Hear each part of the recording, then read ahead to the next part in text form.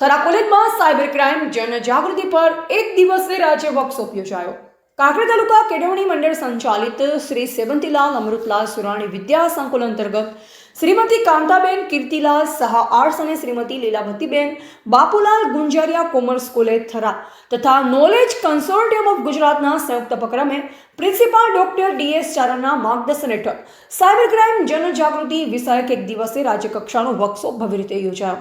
કાર્યક્રમનો મુખ્ય હેતુ ડિજિટલ યુગમાં માહિતી સુરક્ષા અંગે જાગૃતિ લાવવાનો, સાયબર જોખમો પ્રત્યે સજાગતા વધારવાનો અને સુરક્ષિત ઓનલાઈન વર્તનની સમજ વિકસાવવાનો હતો. કાર્યક્રમમાં પ્રમુખ શ્રી ધીરજકુમાર શાહ અને મંત્રી શ્રી જીતુભાઈ દાણધારાની ઉપસ્થિતિ ન હોવા છતાં શુભેચ્છાઓએ વર્કશોપને વિશેષ મહત્વ આપ્યું. આ કાર્યક્રમમાં ટ્રસ્ટી શ્રી હસમુખભાઈ ઝવેરી પણ ઉપસ્થિત રહી એનસીસી કેડેટ્સ અને એનએસએસ ભાઈ બહેનોનો ઉત્સાહ વધારેલ. આ કાર્યક્રમના પ્રારંભે એનસીસી કેડેટ્સ ભદ્રેવાડિયા હેતલબેન દ્વારા પ્રાર્થના પ્રસ્તુત કરવામાં આવી. ત્યારબાદ કાર્યક્રમ સ્વાગત અને પ્રસ્તાવના પ્રિન્સિપાલ ડોક્ટર ડીએસ ચારણ દ્વારા વિષયની સમયોચિતા પર પ્રકાશ પાડવામાં આવ્યો. ત્યારબાદ દીપ પ્રાગટ્ય બાદ પ્રથમ વક્તા તરીકે J Barot S I cyber crime police station પાલનપુરે સાયબર હુમલાના વિવિધ સ્વરૂપો, પાસવર્ડ સુરક્ષા, ડેટા પ્રોટેક્શન અને સોશિયલ એન્જિનિયરિંગ જેવા મુદ્દાઓ પર વ્યાપક અને વ્યવહારુ માર્ગદર્શન પૂરું પાડ્યું. તેમના ઉદાહરણ આધારિત પ્રવચને ઉપસ્થિતિમાં સુરક્ષિત ડિજિટલ આચરણ પ્રત્યે સજાગતા વધારી. બીજા વક્તા ઉમાભાઈજી પટેલ એસઆઈ થરા પોલીસ સ્ટેશને ડિજિટલ સાક્ષરતા, નૈતિક મૂલ્યો અને ટેકનોલોજીના જવાબદાર ઉપયોગ પર મર્મસભર વિચાર રજૂ કર્યા. તેમણે આધુનિક ટેકનોલોજી સાથે સજાગતા અને સંસ્કારી વલણ જાળવવાની આવશ્યકતા પર ભાર મૂક્યો. ત્રીજા વક્તા રાજેશભાઈ કે બારોટ, વકીલ શ્રી નોટરી થરાએ સાયબર કાયદા, ઓનલાઈન ગુના, કાનૂની જોગવાઈ તથા નાગરિકોની જવાબદારીઓ અંગે સ્પષ્ટ અને પ્રબોધક માહિતી આપી. કાનૂની દ્રષ્ટિકોણથી રજૂ કરાયેલા મુદ્દાઓ વિદ્યાર્થીઓ માટે માર્ગદર્શક સાબિત થયા. કાર્યક્રમનું સુચારુ સંચાલન કોર્ડિનેટર ડોક્ટર ગોવિંદભાઈ કે મુંધવા અને સંસ્કૃત વિભાગના પ્રોફેસર ડોક્ટર રામભાઈ સોલંકી દ્વારા કરવામાં આવ્યું. સમગ્ર સેમિનાર દરમિયાન વિદ્યાર્થીઓને પ્રાધ્યાપકોની ઉત્સાહભેર ભાગીદારી નોંધાઈ, જે કાર્યક્રમની સફળતાનું પ્રતિબિંબ હતું. આ કાર્યક્રમમાં પાલનપુર સાયબર ક્રાઇમ પોલીસ સ્ટેશનમાંથી ચૌહાણ સાહેબ, થરા પોલીસ સ્ટેશનમાંથી પ્રજાપતિ સાહેબ તેમજ વિવિધ સ્કૂલમાંથી શિક્ષક મિત્રો, કોલેજ અધ્યાપકગણ અને દરેક કોલેજ પરિવારના મિત્રો ઉપસ્થિત રહ્યા. અંતે ગુજરાતી વિભાગના પ્રોફેસર ડોક્ટર નરેશભાઈ ભુરિયાએ આભાર વિધિ અર્પણ કરી. ઉપસ્થિત મહાનુભાવ વક્તાઓને સૌભાગ્ય પ્રત્યે કૃતજ્ઞતા વ્યક્ત કરી. વર્કશોપ દ્વારા સાયબર ક્રાઇમ જનજાગૃતિનો સકારાત્મક સંદેશ પ્રસરી રહ્યો છે અને ડિજિટલ સુરક્ષા માટે સજાગ બનવાની પ્રેરણા પ્રાપ્ત થઈ છે.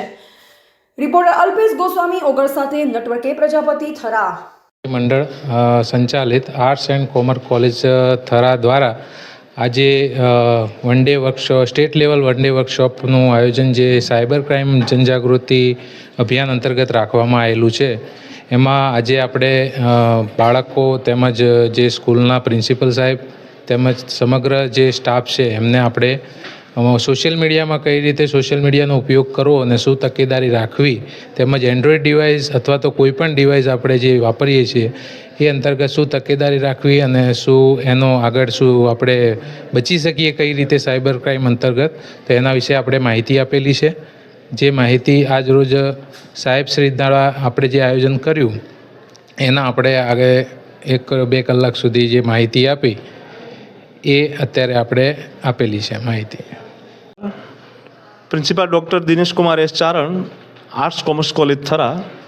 આજરોજ કાંકરેજ તાલુકા કેળવણી મંડળ સંચાલિત શ્રી સેવંતીલાલ અમૃતલાલ સુરાણી વિદ્યા સંકુલ અંતર્ગત શ્રીમતી કાંતાબેન કીર્તિલાલ શાહ આર્ટ્સ અને શ્રીમતી લીલાવતીબેન બાપુલાલ ગુંજારિયા કોમર્સ કોલેજ થરા અને નોલેજ કન્સોર્ટિયમ ઓફ ગુજરાત કેસીજીના સંયુક્ત ઉપક્રમે એક દિવસીય વર્કશોપ સાયબર ક્રાઇમ જનજાગૃતિનું જે આયોજન કોલેજમાં કરવામાં આવ્યું, તેમાં cyber crime police station Palanpur, police station Thara, Shihori bar એસોસિએશનના વકીલ શ્રી બારોટ સાહેબ સર્વે ઉપસ્થિત રહી અને વિદ્યાર્થીઓને અને આજુબાજુની કોલેજમાંથી પધારેલા સર્વે અધ્યાપકશ્રીઓને સાયબર ક્રાઇમનો ભોગ બન્યા પછી તાત્કાલિક શું કરવું, આ પ્રકારની પરિસ્થિતિ ઊભી થાય તો કોનો સંપર્ક કરવો અને આ પ્રકારના ફોલ્ટનો આપણે પણ ભોગ ન બનીએ અને સમાજના લોકો ભોગ ન બને એ પ્રકારની ખૂબ સુંદર ઊંડાણપૂર્વક વિગતે સમજૂતી આપવામાં આવી છે.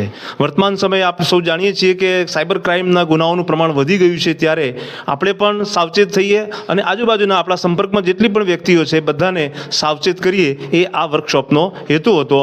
આ વર્કશોપનો જે મુખ્ય હેતુ હતો એ ખૂબ સરસ રીતે પરિપૂર્ણ થયો છે અને વક્તા માતાશ્રીઓ દ્વારા ખૂબ જ ઊંડાણપૂર્વક વિદ્યાર્થીઓને અને આવેલ તમામ મહેમાનશ્રીઓને માહિતી પૂરી પાડવામાં આવી છે. એ બદલ હું કોલેજ પરિવાર વતી સૌનો આભાર માનું છું.